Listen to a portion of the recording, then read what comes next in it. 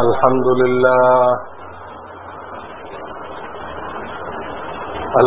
لله نحمده ونستعينه ونستغفره ونؤمن به ونتوكل عليه ونعوذ بالله من شرور أنفسنا ومن سيئات أعمالنا من يهده الله فلا مضل له ومن يضلل فلا هادي له ونشهد أن لا إله إلا الله وحده لا شريك له ونشهد أن سيدنا ومولانا محمدا عبده ورسوله صلى الله تعالى عليه وعلى آله وأصحابه وبارك وسلم أما بعد فأعوذ بالله من الشيطان الرجيم بسم الله الرحمن الرحيم أولم نعمركم من يتذكر فيه من تذكر وجاءكم النذير وقال تعالى يا أيها الذين آمنوا اتقوا الله وكونوا مع الصادقين وقال رسول الله صلى الله عليه وسلم جددوا إيمانكم بقول لا إله إلا الله وقال رسول الله صلى الله عليه وسلم أفضل الذكر لا إله إلا الله أو كما قال رسول الله صلى الله عليه وسلم বুজুর্গান মুহতারাম, আমরা যে মজলিসে বসেছি আমাদের উদ্দেশ্য কি, কেন বসলাম এখানে? উদ্দেশ্য একটাই যে আল্লাহ রাব্বুল আলামিন একটা বিশেষ উদ্দেশ্য নিয়ে আশরাফুল মখলুকাত মানব জাতিকে সৃষ্টি করেছেন। এরা যদি সেই উদ্দেশ্যে কামিয়াব হইতে পারে এদের স্থান ফেরেশতার উপরে, আর যদি এই আশরাফুল মখলুকাত আল্লাহর যে উদ্দেশ্য ছিল মানব সৃষ্টির পিছনে ওই উদ্দেশ্যে কামিয়াব না হতে পারে, তাহলে এই আশরাফুল মখলুকাত শূকর আর কুকুরের নিচে এর স্থান হবে। শূকর আর কুকুর থেকেও সে নিকৃষ্ট, এত নিচে। এই মজলিসে বসার উদ্দেশ্য আল্লাহ রাব্বুল আলামিন যে উদ্দেশ্য নিয়ে আমাদের সৃষ্টি করেছেন আমরা যেন সেই উদ্দেশ্য বাস্তবায়ন করতে পারি, আমরা যেন আল্লাহকে খুশি করতে পারি, আমরা যেন আশরাফুল মখলুকাতের মর্যাদা রক্ষা করতে পারি, আমাদের স্থান যেন জীবজন্তু শূকর কুকুরের নিচে না চলে যায়। আল্লাহ আমাদের সকলকে এর থেকে হেফাজত করেন। ইনসান যে ফেল করবে, নাকাম হবে, জাহান্নামী হবে, তো তার এমন দুরবস্থা হবে এই দুরবস্থার কোনো শেষ নেই, মৃত্যুও নেই। মৃত্যু হলে তো শেষ হয়ে যেত, কিন্তু মৃত্যু নেই। ইয়াকাদু ইউসিগুহু ফায়াতিহিল মাউতু মিন কুল্লি মাকান ওয়া মা হুয়া বিমাইয়িত। তার কষ্টের কোনো শেষ নেই। সেই জাক্কুমের কাঁটা গিলতে চেষ্টা করবে, কিন্তু গেলা সম্ভবপর হবে না। চতুর্দিক দিয়ে মউত নজরে আসবে, কিন্তু মৃত্যু হবে না। সে যে কি কঠিন দৃশ্য, এটা জাহান্নাম যে দেখে নাই এমন কেউ না বুঝতে পারবে না বুঝাইতে পারবে। জাহান্নাম তো দূরের কথা, জাহান্নামের কিনারা দিয়ে আমরা একটা চক্কর দিয়ে আসবো, এটাও সম্ভবপর না। জাহান্নামের কিনারা দিয়ে চক্কর দেওয়ার মতো যোগ্যতাও নেই। তার আগেই আমরা সিদ্ধ হয়ে যাবে। আল্লাহ তাআলা সেই কঠিন আযাব থেকে আমাদেরকে রক্ষা করেন এই আশা নিয়ে, এবং জান্নাতে আমাদেরকে স্থান দান করেন এই আশা নিয়ে আমরা এখানে বসছি। কাজেই আমাদের জীবনের চরম পরম লক্ষ্য হল গুনাহ মুক্ত সুন্নতি জীবন। আমাদের জীবনের চরম পরম লক্ষ্য, এর উপরে আর কোনো লক্ষ্য নেই। গুনাহ মুক্ত সুন্নতি জীবন। গুনাহ থেকে যে কোনো মূল্যে বাঁচতে হবে। আল্লাহর নাফরমানি করা যাবে না। কাউকে রাজি খুশি করার জন্য কারোর চাপের কাছে নত হয়ে আল্লাহর নাফরমানি করা যাবে না। এই ব্যাপারে কারোর সাথে কোনো আপোষ নেই। গুনাহ বর্জন করতে হবে। যেখানে গুনাহ আছে এখানে আমরা নেই, যেখানে আমরা আছি এখানে গুনাহ হইতে পারবে না। এইভাবে জীবনের পণ করতে হবে। যেখানে গুনাহ আছে ওখানে আমি যাব না। আমি যেখানে আছি সেখানে গুনাহ হইতে দিব না। আমার হাতের শক্তি থাকলে হাতের শক্তি ব্যয় করব, হাতের শক্তি নেই ফিতনা হবে তো বুঝাইব, বুঝানোরও শক্তি নেই, বুঝাইতে গেলেও জানের খতরা। তো দিলে দিলে অন্তরে অন্তরে কাজটাকে ঘৃণা করব এবং পদ্ধতি খুঁজতে থাকব সেটা বন্ধ করার কি সুরত হইতে পারে, কি হিকমত হইতে পারে, কি ব্যবস্থা হইতে পারে, এটা ফিকির করতে থাকবে। এটা ঈমানের সর্বনিম্ন স্তর, এর নিচে আর কোন স্তর নেই। পানি স্তর।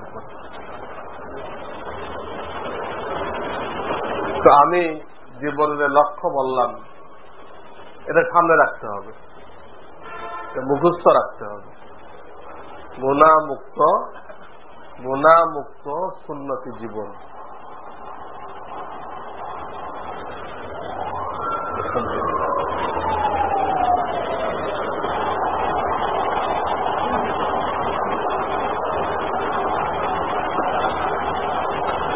আলহামদুলিল্লাহ। একদিকে গুনাহ কি এটা জানতে হবে, এর জন্য কিতাবুল ঈমানের যে ৪র্থ অধ্যায় এখানে গুনাহের তালিকা দেওয়া আছে। গুনাহওয়ালা জীবন এটা হায়ান জানোয়ারের জীবন, পশুর জীবন। সে কোন অবস্থায় শান্তি পাবে না। যত বড় চাকরি করুক, যত কোটি টাকার ব্যবসা করুক, শান্তি পাবে না। এই বিশ্বের মালিক রব্বুল আলামিন, তার নাফরমানি করে কেউ শান্তি পাবে না। তো গুনাহ কি জিনিস কিতাবুল ঈমান থেকে আমরা জেনে নেই যে এগুলো গুনাহ, আমি করব না, আমার অধীনস্থদেরকে করতে দিব না, আর যারা অধীনস্থ না তাদেরকে বুঝাবো। আর 2 নম্বর, সুন্নতি জিন্দেগি, প্রত্যেকটা কাজে আমার নবীজির তরিকা কি এটাকে জানব। আমি আগেও বলছি, বারবার বলছি যে এই সুন্নত মানে জোহরের 4 রাকাত সুন্নত না, রাসূলের তরিকা, চাই ফরজ হোক, চাই ওয়াজিব হোক, চাই সুন্নত হোক, যেটা হোক রাসূলের তরিকা, এর মধ্যে ফরজ, ওয়াজিব, সুন্নত সব শামিল, সব দাখিল।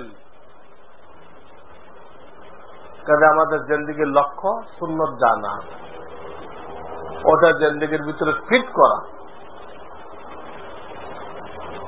কে কি বললো আমাদের দরকার নেই, যার কাছে ফিরে যাব তিনি কি বলেন ওটা দেখতে হবে।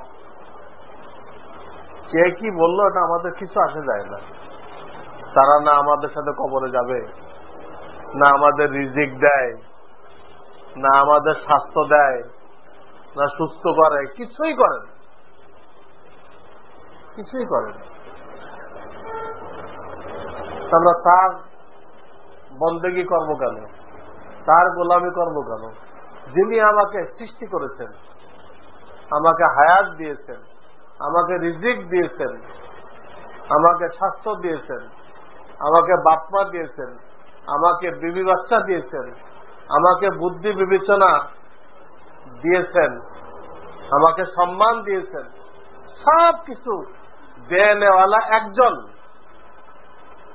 তিনি কোনটা পছন্দ করেন ওটা পছন্দ করতে হবে। তাই আমাকে সেকেলে বলে আর মূর্খ বলে কিছু আসে যায়। হাসরের ময়দানে দেখা যাবে যে আপনাকে আমাকে মূর্খ বললেওয়ালা মূর্খ না আমরা মূর্খ, সব সামনে আসবে। কাজেই আমরা জামানার সাথে তাল মেলাইতে চেষ্টা করবো না। আমরা যে জামানায় বাস করতেছি এটার নাম জাহেলিয়াতে উখরা, জাহেলিয়াতে সানিয়া। কোরআন দ্বারা বোঝা যায় জাহেলিয়াত 2 বার আসবে। রসুলের আগেরটা সাল্লাল্লাহু আলাইহি ওয়াসাল্লাম, জাহেলিয়াতে উলা। এজন্য কোরআনে কারিমে নবী আলাইহিস সালামের আগের জাহেলিয়াতটাকে, নবুয়ত পাওয়ার আগের টাইমটাকে জাহেলিয়াতে উলা বলছেন। মহিলাদেরকে বলছেন ওয়ালা তাবাররাজনা তাবাররুজাল জাহিলিয়াতিল উলা, তোমরা প্রাথমিক যুগের যে জাহিলিয়াত, ওই জাহিলিয়াতের জামানার মতো নিজেকে খুলে বেপর্দা করে বাইরে ঘোরাফেরা করো না। এই কথাটা বলতে যে আল্লাহ তাআলা জাহিলিয়াতে উলা কইছেন, প্রথম জাহিলিয়াত। প্রথম এমন জিনিসের সাথে লাগানো যায় যেখানে দ্বিতীয় আছে, দ্বিতীয় নেই, এখানে প্রথম আসবে না, প্রথম শব্দটা ব্যবহার করা যাবে। আল্লাহ তার ব্যাপারে প্রথম ব্যবহার করা যাবে না, যিনি প্রথম আল্লাহ। তো প্রশ্ন তাহলে দ্বিতীয় আল্লাহকে, নাউযুবিল্লাহ, প্রথম কইলে দ্বিতীয় থাকতে হবে।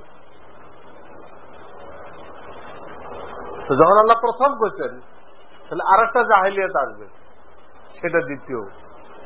সেটা এখন আমাদের জামানা আছে। আধুনিকতার নামে, উন্নতি প্রগতির নামে যত শরীয়ত বিরোধী কাজ আপনার আমার সামনে আছে। হ্যাঁ, মেয়েরা পুরুষের লেবাস পড়ছে, মেয়েরা পুরুষের মতো জামা কাপড় পড়ছে, চুলের পর্দা জীবনও শেষ হয় না, মৃত্যু পর্যন্ত চুলের পর্দা। এই চুল আগেই ওপেন হয়ে গেছে। কাফেররা চলে বলে আগে মাথা খুলে দিচ্ছে, উলঙ্গ ঘুরতে, মাথা খুলে ঘোরা এটা একটা উলঙ্গ, মাথা উলঙ্গ, মাথার পর্দা নেই, শরীরের পর্দা নেই, তার জামা পাজামাকে আরেকজনকে দেখানো যায় না। মহিলাদের জামা পাজামা কিতাবে আসছে এমন জায়গায় লাগতে হবে রোদে শুকানোর জন্য যে পরপুরুষের নজরে না পড়ে। শুধু জামা কাপড়টাও দেখানো যায় নেই পরপুরুষকে, এটাও তার মনের ভিতরে নানান রকম খেয়াল আছে। সেখানে যখন সে এই জামা কাপড় পরবে তার সৌন্দর্য বর্ধিত হবে, তো এটা আরো নিষেধ। খালি জামা কাপড় দেখলে কতটুকু আকর্ষণ হয়, আর পরা থাকলে কতটুকু আকর্ষণ হয়, তো সেইগুলো ওপেন করে দিচ্ছে। মনে করতে আমার তো কাপড় পরা আছে, অথচ সমস্ত শরীর ফুটে উঠছে। মডার্ন বলা হয়েছে। বিভিন্ন স্কুল কলেজে এটাকে আইন করা হয়েছে, বোরকা নিষিদ্ধ করা হয়েছে। এইসব স্কুলের স্যাররা কোন স্তরে চলে গেছে তাদের নাম তো মানুষের খাতায় নেই। এইসব স্কুলের টিচারদের নাম আল্লাহর দরবারে মানুষের খাতার মধ্যে নেই, কুকুরের খাতায়। কুকুর যেরকম বেহায়া, আল্লাহর মখলুকের মধ্যে সবচেয়ে বেহায়া হলো শুকর। শুকর যে খায় সেও বেহায়া হয়ে যায়। এই সমস্ত স্যারদের নাম ওই কুকুর আর শুকুরের খাতায়, ইনসানের খাতায় না। কারণ তাকে এই অধিকার খেয়ে দিতে। আল্লাহর অর্ডার, মেয়েরা তাদের শরীরের সৌন্দর্য, তাদের জামা কাপড়ের সৌন্দর্য বোরকা দ্বারা বা বড় চাদর দ্বারা ঢেকে নিবে, এটা আল্লাহ তাআলার আদেশ। আল্লাহ তার রসুলকে আদেশ করছে, রসুলকে আদেশ কুল লিআজওয়াজিকা ওয়া বানাতিকা ওয়া বানাতিল মুসলিমিন। আল্লাহ বলতে আপনি বলে দেন এদেরকে, আপনার স্ত্রীদেরকে, মেয়েদেরকে, আপনার উম্মতের মেয়েদেরকে সকলকে বলে দেন ইউদনিনা আলাইহিন্না মিন জালাবিবিহিন্না, তারা বুরকা দিয়ে বা বড় চাদর দিয়ে পুরা শরীর যেন আবৃত করে নেয়, ঢেকে নেয়। তো ডাইরেক্ট আল্লাহর আদেশ তার রসুলের প্রতি। রসুল আবার আদেশ করেছেন এই আয়াত নাযিল হওয়ার পরে উম্মতের প্রতি। এই আদেশের বিরুদ্ধে কথা বলার অধিকার কোন রাষ্ট্রপ্রধানকে আল্লাহ দেয় নাই। এটা স্কুলের হেডমাস্টার তো দূরের কথা, কোন রাষ্ট্রপ্রধানকে আল্লাহ তাআলা অধিকার দেয়নি যে সে আল্লাহর আইনের বিরুদ্ধে কথা বলবে। বললে সে বেঈমান হয়ে যাবে, জাহান্নামী হয়ে যাবে। আল্লাহ তো সাথে সাথে গলা টিপে ধরবে না, কিন্তু তারা সময় মতো ধরবে। সাথে সাথে গলা টিপে ধরলে তার পরীক্ষার জগৎ হইত না। পরীক্ষার জগৎ যে যা করে কিছুই বলবে না। পরীক্ষার খাতায় ভুল লিখলে কেউ কিছু বলবে না, কিন্তু রেজাল্টের দিন তাই রাখবেন কি অবস্থা, সব লাল কালি লাল কালি। এখন তো আল্লাহ বলবেন না কিছু, কিন্তু আল্লাহ পাকড়াও করবেন, এমন ভাবে পাকড়াও করবেন কয়েক খানদান পর্যন্ত মনে থাকবে আল্লাহর নাফরমানির শাস্তি। আল্লাহর নাফরমানির শাস্তি কত কঠিন। তো এই কথাই বলতেছিলাম যে নবীজি সাল্লাল্লাহু আলাইহি সাল্লামের নবুয়ত প্রাপ্তির আগেরটা জাহেলিয়াতে উলা, আর আমরা এখন যে জামানায় বাস করতেছি এটা আখিরি জাহেলিয়াত, পরবর্তী জাহেলিয়াত। ওটাই ওখানে উলা শব্দ আছে, উলা মানে প্রথম, ওটাই ইশারা করতেছে আর একটা জাহেলিয়াত আসবে। ব্রিটিশ সিলেবাসের কারণে ওই জাহেলিয়াতটা আবার এসে গেছে, এবং সেটা মুসলমানরা আধুনিকতা নামে গ্রহণ করছে। অথচ যেসব খ্রিস্টানরা মুসলমান হচ্ছে, যেসব খ্রিস্টানরা মুসলমান হচ্ছে তারা কিন্তু ওটাকে বর্জন করে দিচ্ছে, তারা ওটাকে থুক ফেলতেছে। যেসব খ্রিস্টান মুসলমান হইতেছে তারা খ্রিস্টানদের চালচলন থুক দিচ্ছে, থুক। এবং আমরা যারা আগের থেকে মুসলমান, আমরা যারা খানদানি মুসলমান, আমাদের উপরে তারা তাজ্জুব করতেছে, আশ্চর্য হইতেছে যে আমরা যারা থুক ফেলতেছি তোমরা সেটাকে এত গুরুত্ব দিচ্ছ, ওটাকে মডার্ন মনে করতেছ, ওটাকে আধুনিক মনে করতেছ, ওটাকে ফ্যাশন মনে করতেছ। ওটা তো ডাস্টবিনের জিনিস, ওটা তো ডাস্টবিনে নিক্ষেপ করার জিনিস, আমরা তো ডাস্টবিনে ফেলে আসছি।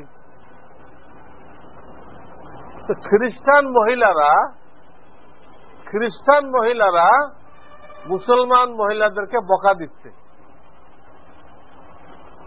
তোমরা কিসের মুসলমান, তোমরা কিসের মুসলমান? আমরা যারা ডাস্টবিনে ফেলে আসলাম তোমরা উঠাই নিচ্ছ, তোমাদের শরম করে না? এই হলো মুসলমানদের হালাত। ব্রিটিশ সিলেবাস আমাদেরকে এইখানে নিয়ে পৌঁছেছে, ব্রিটিশ সিলেবাস আমাদেরকে এই জায়গায় নিয়ে পৌঁছেছে। এই জন্য আমাদের যতটুকু ক্ষমতা আছে, আমাদের যতটুকু শক্তি আছে, অতটুকু আমরা ব্যয় করি। ব্যয় করে আমাদের বিবি বাচ্চা, আমাদের ছেলে মেয়ে, এদেরকে রক্ষা করতে চেষ্টা করি। এতটুকু আমাদের দায়িত্ব। সারা দুনিয়া আল্লাহ আমাদেরকে দায়িত্ব দেয় নাই, সারা দুনিয়া আল্লাহ তাআলা আমাদেরকে দায়িত্ব দেয় নাই। লা ইউকাল্লিফুল্লাহু নাফসান ইল্লা উসআহা, লা ইউকাল্লিফুল্লাহু নাফসান ইল্লা উসআহা। আল্লাহ তাআলা আমাদেরকে আমাদের শক্তি অনুযায়ী দায়িত্ব দিয়েছেন। তাহলে আমরা আমাদের ছেলে মেয়ে, আমাদের ভাই বোন, আমাদের আত্মীয় স্বজন, তাদেরকে বুঝায় সুন্নতের উপরে উঠাইতে চেষ্টা করি, সুন্নতের উপরে উঠাইতে চেষ্টা করি। খ্রিস্টানরা তাদের বাতিল ধর্মকে প্রচার করার জন্য কত রকম চেষ্টা যে করতেছে, কত রকম ফন্দি ফিকির করতেছে, কত রকম ধোঁকাবাজি করতেছে, কত রকম ধোঁকাবাজি করতেছে। কালকে একটা জামাত আসছিল আমার কাছে, একটা জামাত, তারা অমুসলিমদেরকে দাওয়াত দেয়। তো তারা আমাকে রিপোর্ট দিল যে ওই সিরাজগঞ্জ ওইসব এলাকা থেকে কিছু সাদা সিধা লোকেরা কয়েকবার ঢাকায় নিয়ে আসে সাহায্যের নামে, আনে তাদেরকে কিছু কিছু করে টাকা টুকি দিয়ে দিচ্ছে। শেষের বারে তাদেরকে সিল মেরে দিচ্ছে। এরা বুঝতেও পারে নাই তারা খ্রিস্টান হয়ে গেছে, তো সিল মেরে দিচ্ছে। এখন মরে গেলে ওই সিলটা দেখায় লাশ তারা নিয়ে যাবে। সিলটা কিভাবে মারে ওরা বলল কি একটা ক্যাপসুল নাকি খাওয়াই দেয়, এটা তার শরীরের মধ্যে ভেসে ওঠে, ওটাই সিল, যেটাকে আর অমিট করা যায় না, মুছা যায় না। এই লোকগুলো বুঝতে পারে নাই যে তারা খ্রিস্টান হয়ে গেছে। পরে গ্রামবাসী যখন জানতে পারছে, এদের সব গ্রাম থেকে তাড়াই দিচ্ছে, গ্রামের থেকে তাড়াই দিচ্ছে। এই জামাতটা ওই এলাকায় যায় কাজ করছে, কাজ করে আবার তাদেরকে কালেমা পড়াইছে, তওবা করাইছে, পরে গ্রামবাসীরা বুঝায় আবার গ্রামে দিয়ে আসছে। এরা কালেমা পড়ছে, তওবা করছে, আবার মুসলমান হয়েছে। আপনার এদেরকে আর বাড়ির থেকে তাড়াই দিবেন না। তো গ্রামবাসী মানছে, করছে ঠিক আছে, তোদেরা ঠিক মতো চলে। ওরা একটা শর্ত দিয়েছে গ্রামের লোকেরা, যে নামাজ যেন মসজিদে এসে পড়ে, আমরা ওদেরকে মসজিদে দেখতে চাই, এই একটা শর্ত দিচ্ছে। তাহলে আমরা এদেরকে আর গ্রামের থেকে তাড়াই দিব, একযোগ হয়ে সব তাড়াই বের করবি। এই লোকগুলো এত সাদা সিধা, এরা সাহায্য নিতে আসে যে খ্রিস্টান হয়ে গেছে, এরাও করতে পারে না। ওরা খালি করতেছে যে আমাদের সন্দেহ হয়েছিল, সালাম খুব দেয় ওরা, কিন্তু নামাজের কথা বলে না। ওদেরকে যে ঢাকাতে খ্রিস্টান মিশনারির অফিসে আনছে, তারা নাকি ওদেরকে সালাম দিচ্ছে খুব। তো ওই লোকগুলো বলতেছে আমাদের সালাম খুব দিচ্ছে, কিন্তু একবারও নামাজের কথা বলেনি। আরে তারা নামাজের কথা বলবে কেন? তারা তো আসছে খ্রিস্টান বানাইছে, তারা নামাজের কথা বলবে কেন? এটাতে আমাদের ডাউট হয়েছিল যে নামাজের কথা বলে না কেন, এত সালাম দিচ্ছে। এইভাবে ষড়যন্ত্র করে করে তারা মুসলমানদেরকে খ্রিস্টান বানাচ্ছে। ইভেন আমরা আমাদের সাধ্য অনুযায়ী আমাদের ছেলেপেলেকে হেফাজত করি, কাফেরদের সাথে মিশতে না দেই, ওদের চাল চলন গ্রহণ করতে না দেই, এটুকু আমাদের ক্ষমতা আছে, এই ক্ষমতার প্রয়োগ করি। তো আমাদের বসার উদ্দেশ্য এটা যে আমরা যেন আস্তে আস্তে পর্যায়ক্রমে গুনাহমুক্ত সুন্নতি জীবনে প্রতিষ্ঠিত হতে পারি, গুনাহমুক্ত সুন্নতি জীবনে প্রতিষ্ঠিত হতে পারি। এটা হলো এই মজলিসের লক্ষ্য এবং উদ্দেশ্য। এর জন্য শর্ত হল উলামায়ে কেরামের সোহবত। হর জামানায় দিন একই তরিকা আছে, দ্বিতীয় কোন তরিকা নেই। আপনি পত্র পত্রিকা থেকে, বই পুস্তক থেকে, ইন্টারনেট থেকে জানতে পারবেন, কিন্তু আপনার ভিতর যে আসবে ওটা ইন্টারনেট দিয়ে আসবে না, ওটা কোনো বই দিয়ে আসবে না। এটা এই সোহবত। এখন যে আমরা বসা আছি এটার নাম সোহবত। এটা যত বাড়বে তত দিন বাড়বে। সাহাবায়ে কেরাম এই সোহবতের মাধ্যমে দিন শিখছিল। বা যাকে আপনি দিনদার মনে করেন, যে লোকটা দিনের উপর কায়েম আছে, তার সোহবতে বসেন, তাকে মহব্বত করে তার সোহবতে বসেন, আল্লাহ আপনার ভিতরে দিন দিয়ে দিবেন। আল্লাহ আপনার ভিতরে দিন দিয়ে দিবেন। যাকে দেখতেছেন যে লোকটা সুন্নত অনুযায়ী চলে, তার ভিতরে কোনো বেদাত নেই, তার ভিতরে কোনো নাজায়েজ কাজ দেখতেছেন না, তো তাকে মহব্বত করেন, তার মজলিসে বসেন। আল্লাহর ওয়াদা, ইয়া আইয়ুহাল্লাযীনা আমানুত্তাকুল্লাহ ওয়া কুনু মা'আস সাদিকিন। তোমরা তাকওয়া অর্জন করো। কেমনে করবা? আমার খাস বান্দাদের সোহবতে বসো। বসাটা তোমাদের কাজ, তোমাদের দিলে তাকওয়া ঢুকাই দেওয়া তা আমার কাজ। আঙ্গুর চিপড়াইলে রস বের হয়, আপনার কাজ আঙ্গুর চিপড়ানো, রস তো আল্লাহ দিবে। আপনি আঙ্গুর চিপড়ান, দেখবেন রস আসবে। সুন্নত চিপড়াইলে তাকওয়া বের হয়। সুন্নত চিপড়াইলে মানে সুন্নত অনুযায়ী কেউ চললে আল্লাহ তার অন্তরে তাকওয়া পয়দা করে দেয়। এই জন্য সোহবত লাগবে। আমার পীর ও মুর্শিদ বলতেন, একটা ঘড়ি পাশে পড়ে গেছে, একে আপনি যত টাইম দেন, তোমাকে 1 বছর টাইম দেওয়া হল, তুমি 5 মিনিট 16 আছে ঠিক করে নাও, পারবে? পারবে না। 1 বছর টাইম দেন, ও 16 চলবে। ব্যাটারি দেন, ব্যাটারি দেওয়ার পরে 16 থাকবে। ওটা একটা ঘড়ি 16 হয়ে গেছে, ও একা সঠিক টাইম আর দিতে পারবে না। আর যদি ওকে কোনো কামেলের সোহবতে নেন যে টাইম বুঝে, 1 সেকেন্ডে ওটাকে ঠিক করে দেবে। তাহলে হাত দিয়ে একটু ওই চাবিটা ঘুরাই দিবে, একটু ঘুরান দিলে কাটা কি হয়ে যাবে, জাস্ট টাইম দিয়ে দিবে, 1 সেকেন্ডে। যেটা সে 1 বছরে পারে নাই, ওটা 1 সেকেন্ডে হয়ে গেল। কেন? এই ঘড়িটা নিজেকে কোন কামেলের সোহবতে পেশ করছে। এই ঘড়ি নিজেকে কি করছে? কোন কামেলের সোহবতে পেশ করছে। 1 সেকেন্ডে কাজ হয়ে গেছে। যে একা যদি চেষ্টা করত, সারা জীবনও হতো না। এই জন্য সোহবত জরুরি, কোন কামেলের সাহায্য নেওয়া জরুরি। ছাড়া একা সম্ভবপর না। আল্লাহ ওই সিস্টেমে রাখেন নাই। একা যে চলবে সে অ্যাক্সিডেন্ট করবে, সে গোমরা হয়ে যাবে। এক গুনার থেকে তাকওয়া করবে আর এক গুনার মধ্যে পড়বে। এক গুনার থেকে বাঁচতে চেষ্টা করবে। আমি শোনাইছিলাম আপনাদেরকে, আমার কাছে এক লোক আসছে, আমি তাকে চা বিস্কুট পেশ করলাম, তো সে এটা খাইল না। হ্যালো, কেন খাইলেন না? আপনি আমার মেহমান, মেহমানকে একরাম করার সুন্নত,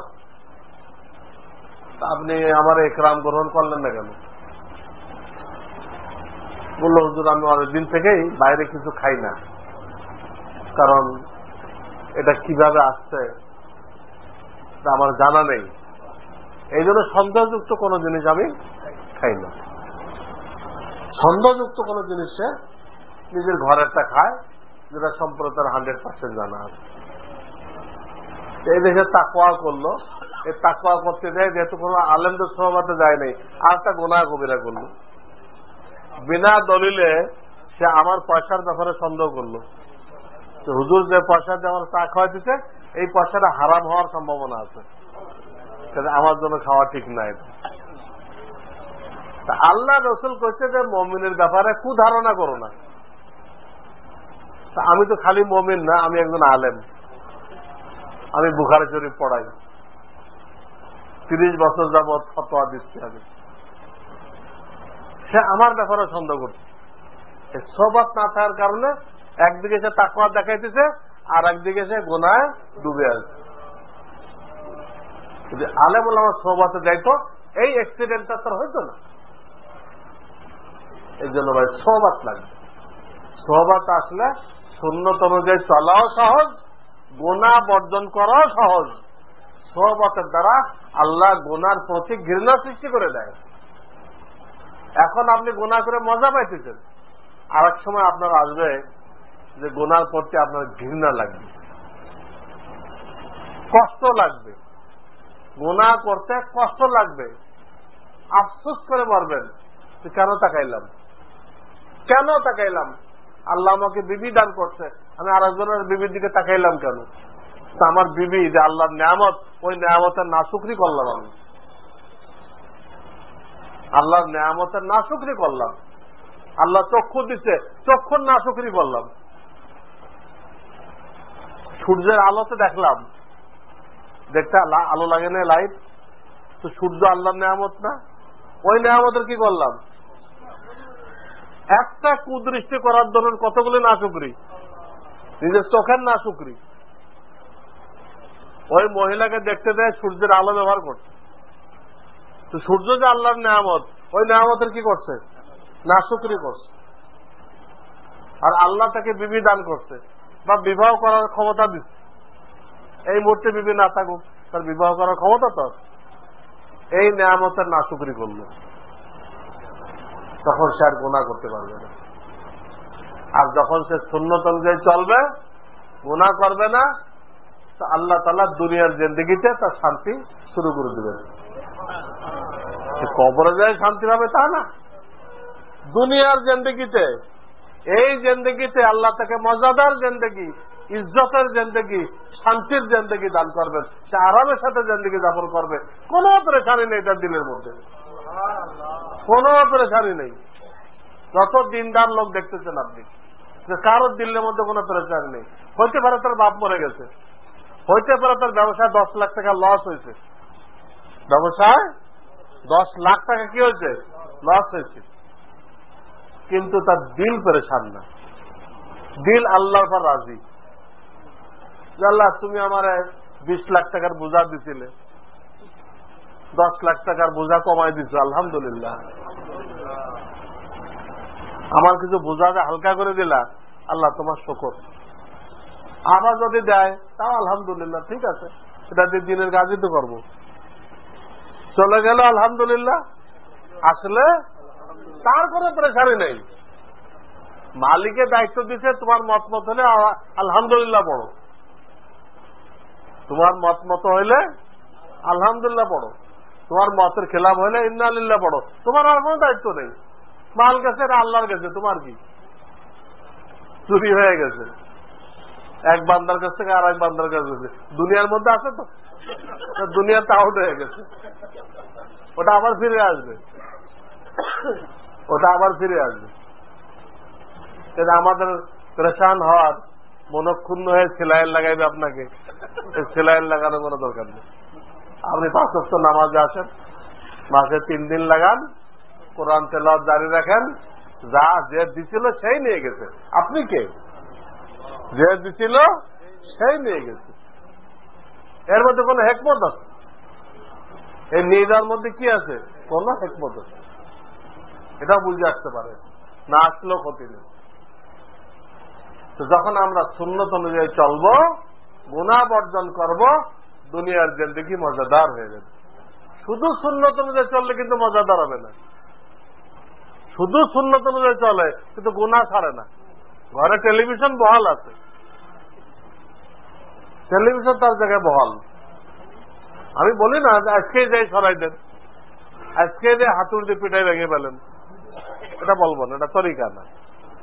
বুঝাইতে হবে, বুঝায় তাদের দিল তৈরি করতে হবে, ওদেরকে দিয়ে সরাইতে হবে। আমার লেখা আমাল সুন্নাহ কিতাবে টেলিভিশনের খারাপের উপর একটা বয়ান আছে। আমাল সুন্নাহ কিতাবে টেলিভিশনের কি কি খারাপি এর উপর একটা বয়ান আছে। যদি এটা ঘরে তালিম হয়, অল্প অল্প করে একটু একটু তালিম করে, তো আল্লাহ চায় তো আপনার ঘরে যারা আছে এদের দিল আল্লাহ তৈরি করে দিবেন। ওরাই বললে আব্বু এটা তো রাখা যায় না, কি করা যায়, এটা ব্যবস্থা করেন। ওরাই ব্যবস্থা নিতে বলবে, তখনটা বিক্রি করে ফেলেন। হালাল টাকা দিয়ে কিনে থাকলে, হ্যাঁ, তা বিক্রি করার তরিকা আছে, যে এটা কোন একটা পার্টস নষ্ট করে বিক্রি করা, যাতে কেউ ঠিক না করে চালাইতে না পারে, অথবা এটা খুলে বিক্রি করা, অথবা কোন বিধর্মীর কাছে সরাসরি বিক্রি করা, তাহলে এগুলো লাগবে না। শরিয়াতে গুনাহকে বাঁচার জন্য কত ব্যবস্থা রাখে, কত ব্যবস্থা রাখে। যে কোনো একটা পাস, ক্ষুদ্র পাস নষ্ট করে বেঁচে দেন, তার জন্য বেচা জায়েজ হয়ে গেল। এইভাবে যখন গুনাহমুক্ত জীবন আমরা যাপন করব, তো আল্লাহ তাআলার দিলের মধ্যে শান্তি সৃষ্টি করে দিবেন, পুরা ফ্যামিলি শান্তিতে থাকবে, ওই ফ্যামিলিতে কোনো পেরেশানি নেই। শুধু সুন্নত অনুযায়ী চললো, গুনাহ জারি রইল। এর উদাহরণ এরকম, আপনি এসি তো ছাড়ছেন, কিন্তু দরজা জানলা বন্ধ করেন নাই। এসি তো ছেড়ে দিচ্ছেন, এসি জান দিয়ে চেষ্টা করতেছে আপনার রুমটা ঠান্ডা করতে, কিন্তু সব দরজা জানলা দিয়ে গরম বাতাস এসে এই ঘরটাকে অস্থির করে ফেলছে, সে ঠান্ডা হয়ে দিচ্ছে না। শেষে একসময় এসি নষ্ট হয়ে যায়। এসি ঘর ঠান্ডাই করতে না পারে তো খতরা আছে, আশঙ্কা আছে, এসি জব দিয়ে দিবে, ফেল। তো আমরা সুন্নত অনুযায়ী চললাম, কিন্তু চোখ দিয়ে গুনাহ করতেছি, গরম হাওয়া ঢুকাই দিচ্ছি, কান দিয়ে গুনাহ করতেছি, গরম হাওয়া ঢুকাই দিচ্ছি, মুখ দিয়ে মিথ্যা বলতেছি, গীবাত করতেছি, গরম হাওয়া ঢুকাই দিচ্ছি। তাহলে ওই সুন্নতের এসি আমাদের জীবনে প্রশান্তি আনতে পারবে না। চতুর্দিক দিয়ে গরম হাওয়া ঢুকতেছে, প্রশান্তি করতে আসবে।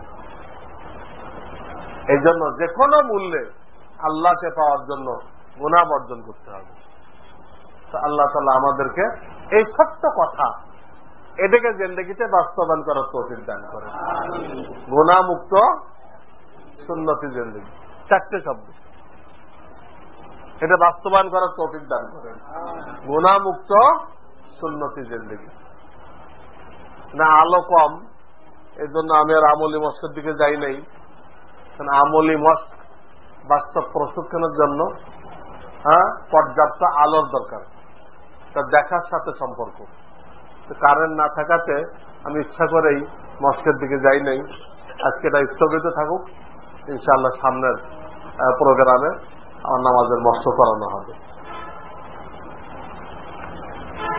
এখন আপনাদের কিছু প্রশ্নের উত্তর দেওয়া হয়েছে, আল্লাহ চাহে তো। আল এতেদাল ফি মারাতিবির রিজাল কিতাবে কিয়ামতের আলামতের হাদিস। বাচ্চারা মেম্বারে বসে বেশি বেশি বয়ান করবে, এর মানে কি? এর মানে অযোগ্য লোকেরা দেশ পরিচালনা করবে, বড় বড় প্রতিষ্ঠান পরিচালনা করবে। এগুলো পরিচালনা করতে গেলে লিকচার দিতে হয় না? ওই লিকচার এটা। অযোগ্য বাচ্চা মানে না, অযোগ্য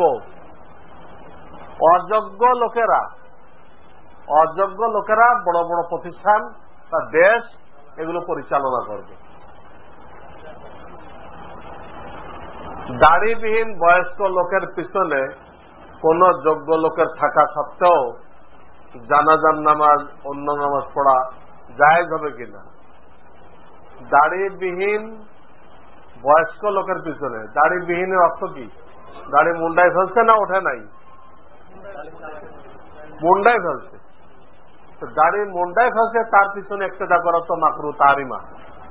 আরো বলা হয়েছে যোগ্য লোক আছে, তাদের ডবল মাকরু তাহারিমা। আর তাহলে বয়স্ক কিন্তু দাড়ি ওঠে নাই, তার পিছনে একটা করতে কোনো অসুবিধা নেই। কিন্তু দাড়িবিহীন করলে জিনিসটা ক্লিয়ার হয় না, যেটা কি মুন্ডায় ফেলছে না ওঠে নেই। আমলের পর্চা থেকে 341 বার হাসবুনাল্লাহু ওয়া নি'মাল ওয়াকিল পড়লে কি 111, 140, 308 বার পড়লে যে ফায়দা তা হবে না। যে জরুরতে যে সংখ্যা বলা হয়েছে ওটা কোরআন হাদিস না, বুজুর্গানের দিনের তাজরেবা, বুজুর্গানের দিনের অভিজ্ঞতা। বুজুর্গানের দিনের যে উদ্দেশ্যের জন্য যে সংখ্যা বলা হয়েছে ওটার সাথে মিলাই পড়বেন আপনি। আপনার উদ্দেশ্য কোনটা? রিজিকের প্রশস্ততা না বিপদ দূর করা? তো কয়েক রকম আছে। আপনার উদ্দেশ্য যেটা, ওটার জন্য যে সংখ্যা বলা হয়েছে ওই সংখ্যা আপনি পড়বেন।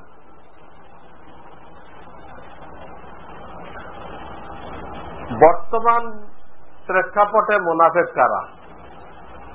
মুনাফিকের কোন বর্তমান প্রেক্ষাপট নেই, সব জামানায় এক। তারা মুখে মুখে ইসলামের কথা খুব বলে, আর অন্তরে অন্তরে ইসলামের প্রতি বিদ্বেষ, অনেক আপত্তি তাদের, ইসলাম ভালো লাগে না।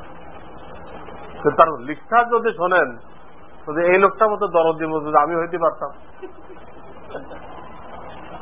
তার ইসলামের দরদ যদি আপনি শোনেন, যদি এই লোকটাই রয়ে গেছে ইসলামের খাদেম, মুখে এইরকম লিখার দিবে, অথচ তার দিন ইসলাম পছন্দ করে না। একে বলা হয় মুনাফিক। আর মুনাফিকের আলামত আছে, এই আলামত অনেক সময় যে মুনাফিক না তার মধ্যে পাওয়া যায়। তাদের উচিত এই আলামত গুলো দূর করা, তা নাহলে পর্যায়ক্রমে সেও কোন দিক চলে যায়। যেমন মিথ্যা কথা বলা, গালি দেওয়া, ওয়াদা ভঙ্গ করা, এগুলো মুনাফিকের আলামত। অনেক মুসলমানের মধ্যে এই আলামত পাওয়া যায়। যদি সে এগুলো থেকে পরহেজ না করে, এগুলো নিজের চরিত্র থেকে দূর না করে, তো সে পর্যায়ক্রমে কিন্তু ওইদিকে আগাবে। আগাইতে আগাইতে একসময় ঈমান হারা হয়ে মুনাফিক হয়ে মৃত্যুবরণ করতে পারে, এই আশঙ্কা আছে।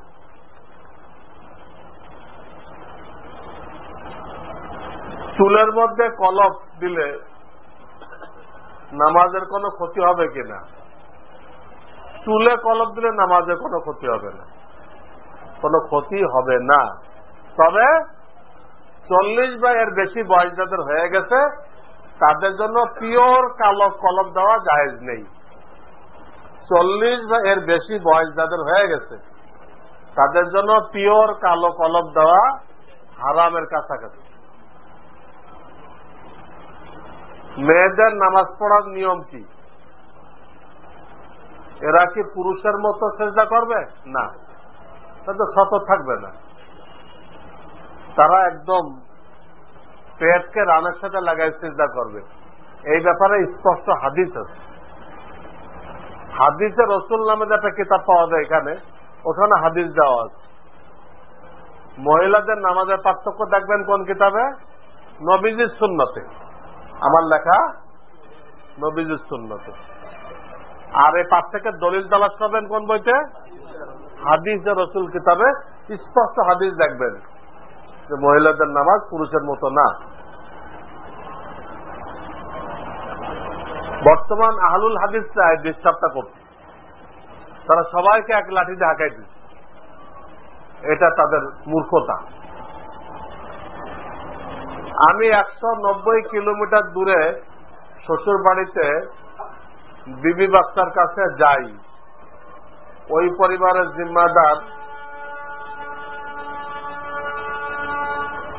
জিম্মাদারি হবে আল্লাহ তাআলা আমাকে দিয়েছেন। ওই বাড়িতে আমি নামাজ কসর পড়ব কিনা? যদি আপনার বিবি ওইখানে থাকে, স্থায়ী ভাবে আপনার বিবি, কিন্তু আপনি বলতেছেন শ্বশুর বাড়ির দায়িত্ব আপনার উপরে, বিবিও সেখানে থাকে কিনা? থাকলে পুরা নামাজ পড়বেন। আর বিবি যদি আপনার সাথে অন্য জায়গায় থাকে আর আপনি ওইখানে গেছেন, তখন দেখতে হবে আপনি 15 দিন থাকবেন না তার কম। যদি 15 দিন বা তার বেশি থাকেন তাহলে পুরা নামাজ পড়বেন, যদি কম থাকেন তো কসর করবেন।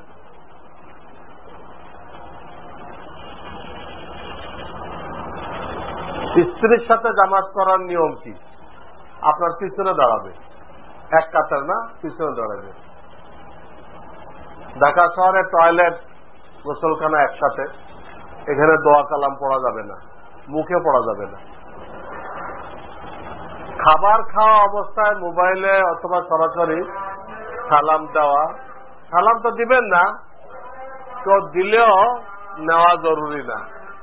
কেউ মোবাইলে না জানে সালাম দিবে, আপনি তখন নিবেন না। নিতে দেয় আল্লাহ না করে যদি গলায় খানা আটকাই দেয়, দরকার নেই।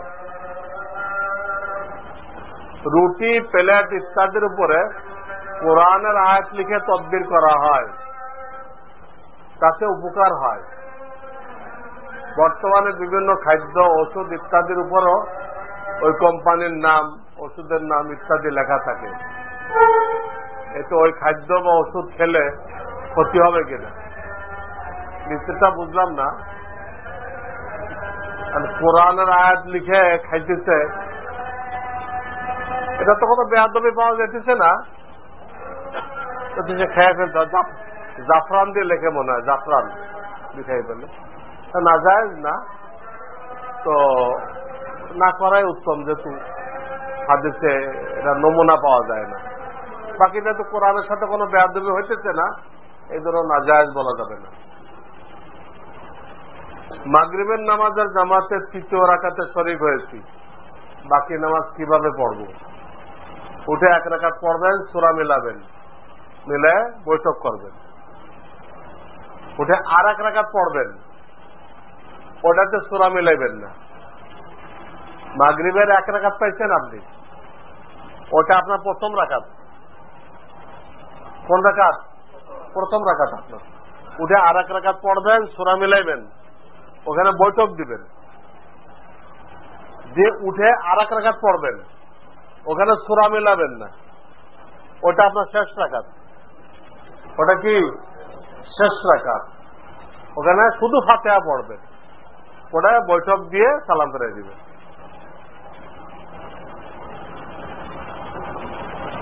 আমার বাবা চাচারা যদি দিনে না থাকে, না মানে, আর আমি যদি উলামাদের সোহবতে থাকি, গুনাহ থেকে বাঁচি, তো তাদের কারণে কি আমি গ্রেফতার হব? হ্যাঁ, যদি আপনি তাদেরকে দাওয়াত না দেন। আপনার বাপ চাচারা দিনের উপর নেই, আপনি একা উলামাদের সোহবতে দিনদার হয়ে গেলেন, তাদেরকে কিছুই বললেন না, তাহলে আপনিও গ্রেফতার হবেন। তাদেরকে বুঝাইতে হবে আপনার দাওয়াতের 1 নম্বর হকদার আপনার বাপ চাচারা, আপনার বাপ মা। মুআনাকা করার কোন দোয়া আছে কিনা? মুআনাকা করার কোন দোয়া নেই।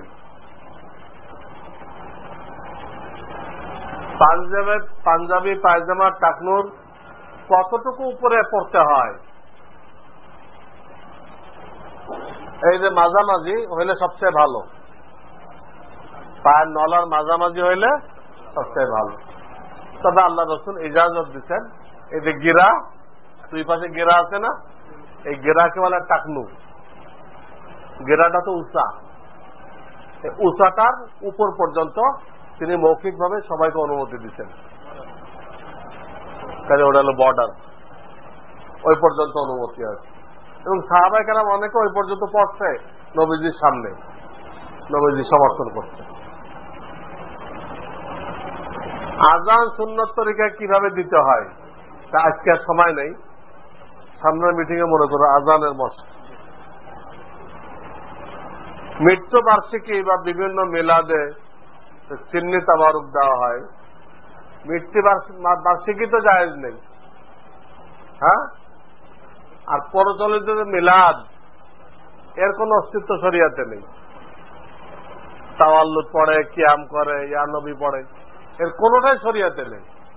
আপনি মিলাদ করতে চাইলে একজন হক্কানি আলেম ডাকবেন, উনি রসুলের আদর্শ বয়ান করবে, আদর্শ বয়ান করলো 10-20 মিনিট, এরপরে হাদিসের দুরূদ পড়বেন, যার সেই হাদিসের দুরূদ, এরপরে দোয়া হবে। এই মিলাদ পড়েন, এটা বিলকুল জায়েজ, আল্লাহ অনেক বরকত দিবেন। সেখানে কিছু নাস্তা করানো হয়, করানো যেতে পারে, কিন্তু প্রচলিত মিলাদ এর তো কোনো অস্তিত্ব নেই। মোনাজাতের, জানাজার পরে অনেক এলাকায় এখনো মোনাজাত হয়, জানাজা নামাজ পড়ে লাশকে সামনে নিয়ে কি হয়, এটা শরিয়াতে একদম বেদাত। এই মোনাজাত করার অর্থ হলো আল্লাহ রসুল যে মোনাজাত দিচ্ছিল এটা আপনি পছন্দ করেন নাই।